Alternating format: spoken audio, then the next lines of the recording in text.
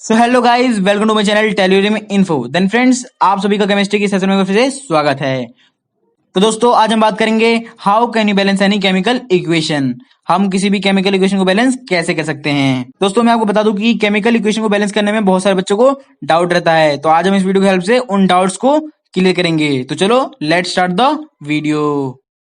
तो दोस्तों, किसी भी केमिकल इक्वेशन को बैलेंस करने से पहले कुछ टर्म होते हैं, हम उन टर्म को सबसे पहले देखते हैं। ठीक है, सबसे पहले आता है chemical equation. What is chemical equation? तो chemical equation is a symbolic form by which any chemical reactions are represented. ठीक है, मतलब केमिकल इक्वेशन एक ऐसा सिंबॉलिक फॉर्म है जिसके द्वारा हम किसी भी केमिकल रिएक्शंस को दर्शाते हैं। अब केमिकल इक्वेशन के कितने पार्ट्स होते हैं? How many parts of chemical equation? तो केमिकल इक्वेशन के दो पार्ट होते हैं।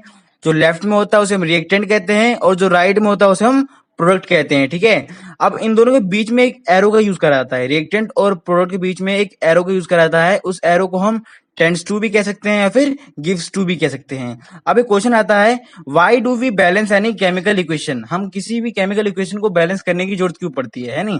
तो हम किसी भी केमिकल इक्वेशन को बैलेंस इसलिए करते हैं ताकि उस इक्वेशन में रिएक्टेंट और प्रोडक्ट का मास जो है वो इक्वल हो जाए। तो चलो अब हम देखते हैं कि हम किसी भी केमिकल इक्वेशन को बैलेंस कैसे कर सकते हैं।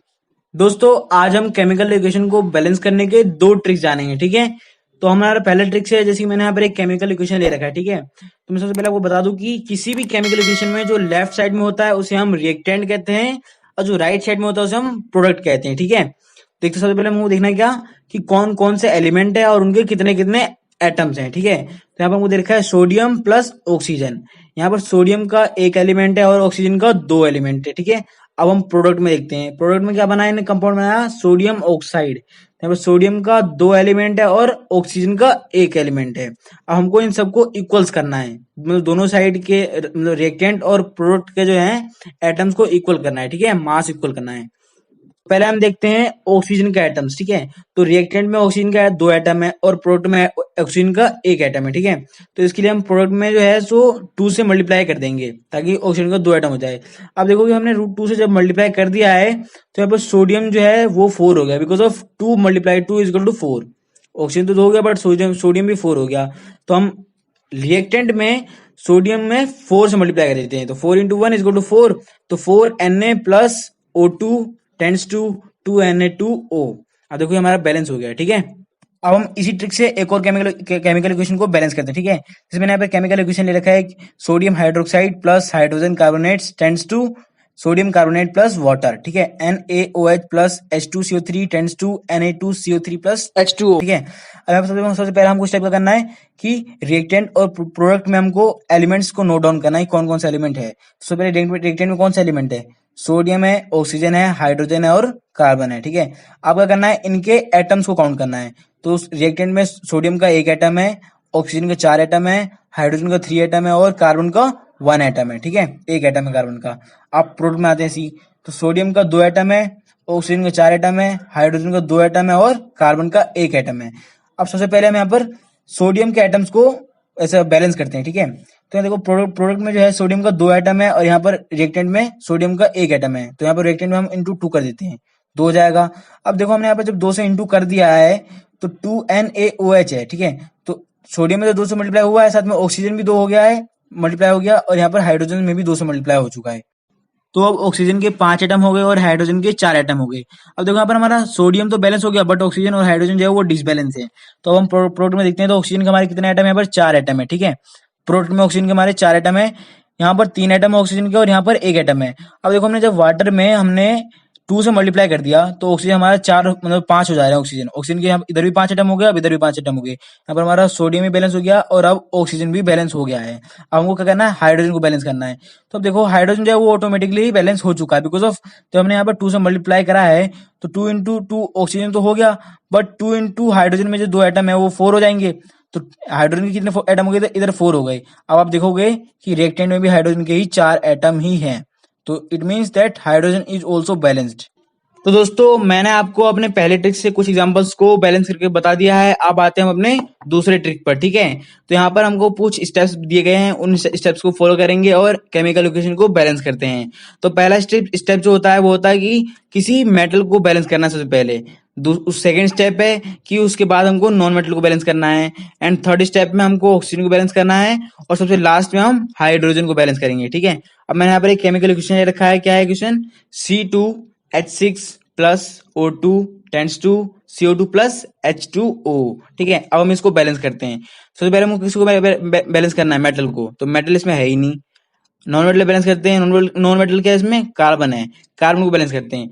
तो रिएक्टेंट में कार्बन का 2 एटम है और प्रोडक्ट में कार्बन का 1 एटम है। तो मैंने यहाँ पर प्रोडक्ट में 2 से मल्टीप्लाई कर दिया, तो कार्बन हमारा बैलेंस हो गया। इधर भी C2 है, इधर भी 2C हो गया। ठीक है, अब हम आते हैं ऑक्सीजन को बैलेंस करने के। अब यहाँ पर रिएक्टेंट में ऑक्सीजन के कितने एटम है? 2 एटम है, और प्रोडक्ट में ऑक्सीजन के कितने एटम है? प्रोडक्ट में ऑक्सीजन के 5 एटम है।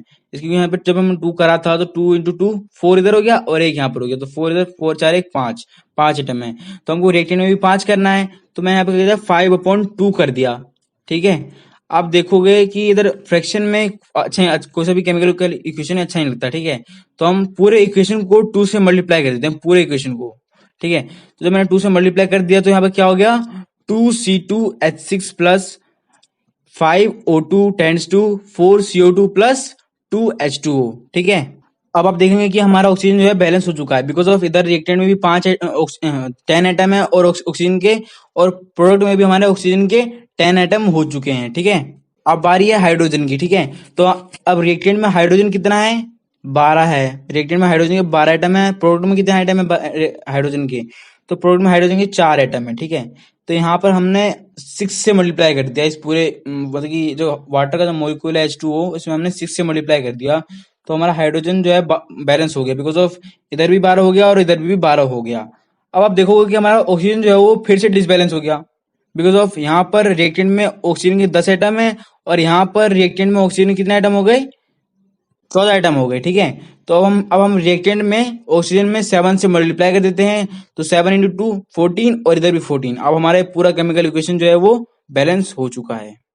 तो अब हम आते हैं अपने सेकंड एग्जांपल पर। जैसे मैंने यहाँ पर एक सेकंड इक्वेशन ले रखा है, Fe plus H2O tends to Fe3O4 plus H2। अब हमको इसको बैलेंस करना है सेम इसी ट्रिक की हेल्प से। ठीक है, सबसे पहले हमको क्या करना है? मेटल को बैलेंस करना है। तो मेटल गैस में आयरन Fe। ठीक है, इसको बैलेंस करते हैं। तो रिएक्टेंट में Fe का 1 एटम है और प्रोडक्ट में Fe का 3 एटम है। तो हमने रिएक्टेंट में क्या करा? Fe में 3 से मल्टीप्लाई कर दिया, तो ये हो गया 3Fe और यहाँ पर Fe3 है, ये बैलेंस हो गया। ठीक है, अब बारी है ऑक्सीजन की। तो रिएक्टेंट में ऑक्सीजन कितना एटम है? 1 है, और प्रोडक्ट में ऑक्सीजन का 4 एटम है। ठीक है, तो हमने रिएक्टेंट में यहाँ पर H2O में 4 से मल्टीप्लाई कर दिया, तो ऑक्सीजन इधर हमारा 4 हो गया और इधर भी 4 हो गया, हमारा ऑक्सीजन भी बैलेंस हो गया। अब बारी है हाइड्रोजन की। ठीक है, हाइड्रोजन को बैलेंस करना है। तो यहाँ पर रिएक्टेंट में हाइड्रोजन कितने एटम है? तो मैंने यहाँ 4 से मल्टीप्लाई करा था, तो हाइड्रोजन कितने हो गए? 8 एटम हो गए। तो इधर कितना एटम है? हाइड्रोजन का 2 एटम है, तो मैंने हाइड्रोजन में यहाँ 4 से मल्टीप्लाई कर दिया। अब देखो यहाँ पर हमारा हाइड्रोजन इधर भी 8 एटम हो गया। ठीक है, अब यहाँ पर Fe भी बैलेंस है, ऑक्सीजन भी बैलेंस्ड है और हाइड्रोजन भी बैलेंस है। हमारा पूरा केमिकल इक्वेशन ये बैलेंस्ड हो गया। दोस्तों, मैंने आपको इस ट्रिक से 2 एग्जांपल्स को बैलेंस करके बता दिया है। अब मैं आपको कुछ क्वेश्चन देता हूं और आप उन क्वेश्चंस को इसी ट्रिक से बैलेंस करने की कोशिश करना। तो पहला क्वेश्चन है, methane gas plus oxygen tends to carbon dioxide plus water, CH4 plus O2 tends to CO2 plus H2O। दूसरा क्वेश्चन है, cobalt plus water tends to cobalt oxide plus hydrogen, CO plus H2O tends to CO2O3 plus H2। हमारा तीसरा question है, zinc plus hydrochloric acid tends to zinc chloride plus hydrogen, Zn plus HCl tends to ZnCl2 plus H2। तो दोस्तों, मैंने आपको इस video की help से किसी भी केमिकल इक्वेशन को बैलेंस करने के लिए 2 ट्रिक बता दिया है। आई होप आप सभी को ये दोनों ट्रिक इजी और सुटेबल लगे हों। अब आपको कौन सा ट्रिक ज्यादा इजी और ज्यादा अच्छे समझ में आ गया होगा, आप उस ट्रिक को अप्लाई करके किसी भी केमिकल इक्वेशन को आसानी से बैलेंस कर सकते हैं। और हम अपनी वीडियो को यहीं पर खत्म करते हैं। अगर वीडियो अच्छी लगी हो तो वीडियो को लाइक करें और भी लोगों तक शेयर करें, ताकि वो भी लोग इन ट्रिक्स को आसानी से जान सकेंगे। और अगर आपको किसी भी प्रकार का डाउट हो, चाहे कुछ नया टॉपिक समझना हो, तो आप कमेंट में हमें बता सकते हैं, हम उस पर जरूर वीडियो बनाएंगे। ठीक है, और आगे भी इसी तरह के वीडियो पाने के लिए चैनल को सब्सक्राइब कर लेना। Thank you.